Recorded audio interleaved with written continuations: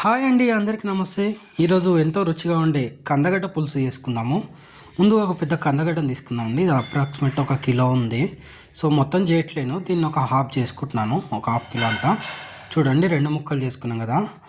మిగతా ముక్కతో మనం తర్వాత ఫ్రై చేసుకుందాము. దీన్ని నీట్గా చెక్కు తీసేసి నీట్గా కడుక్కొని పెట్టుకుందామండి. చూడండి, పెద్ద పెద్ద ముక్కలు కట్ చేసి పెట్టుకుందాము.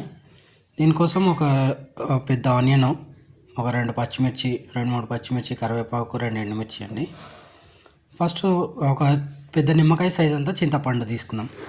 ముందుగా కడాయిలో ఆయిల్ హీట్ చేసుకొని జీలకర్ర, ఆవాలు, ఎండుమిర్చి, కరివేపాకు, పచ్చిమిర్చి, కట్ చేసి పెట్టుకున్న ఆనియన్స్ ఇవన్నీ వేసుకొని ఒక 2 నిమిషాలు మగ్గించుకుందామండి. ఆనియన్స్ మెత్తబడే వరకు. ఆనియన్స్ కొద్దిసేపు మగ్గిన తర్వాత దీంట్లో పసుపు, ఒక స్పూన్ అంతా అల్లం వెల్లిగడ్డ పేస్ట్ యాడ్ చేసుకుందామండి. సో అల్లం వెల్లిగడ్డ పేస్ట్ కూడా వేగిన తర్వాత మనము పెద్దగా కట్ చేసి పెట్టుకున్న కందగడ్డలు ఉన్నాయి కదా, సో ఇవి యాడ్ చేసుకుందాము. ఇది ముందే ఉడికించాల్సిన అవసరం లేదండి, తొందరగానే ఉడికిపోతాయి. చూడండి, కందగడ్డలు కూడా యాడ్ చేసుకొని ఈ మసాలా అంతా ముక్కలకు పట్టేదాకా ఒక్కసారి కలుపుకొని పైనంగా 1 స్పూన్ అంతా ఉప్పు వేసుకొని మనం మూత పెట్టి మగ్గించుకుందామండి. చూడండి, పైనుంచి 1 స్పూన్ అంత ఉప్పు వేసుకుందాము. ఉప్పు వేసుకొని ఒక్కసారి కలుపుకొని మూత పెట్టి ఒక 50% ఉడికేదాకా మగ్గించుకుందామండి. చూడండి, ఒక 5-10 నిమిషాలకి ముక్కలు ఒక 50% కుక్ అయిపోయినాయి. చూడండి, ఒకసారి కలిపేసుకుందాం. ఒకసారి చెక్ చేసుకోండి.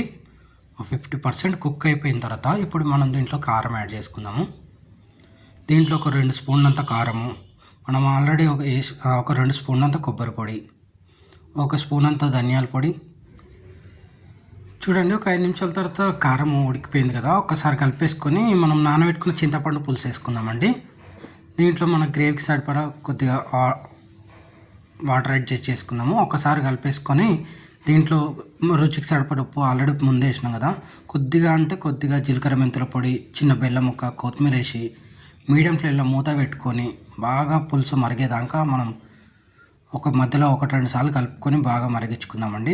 చూడండి, మొత్తం మనకి పులుసు అనేది చిక్కబడింది కదా, ఇలా చిక్కగా వచ్చేదాకా మనము చిన్న మంట మీద ఉడికించుకుందాము.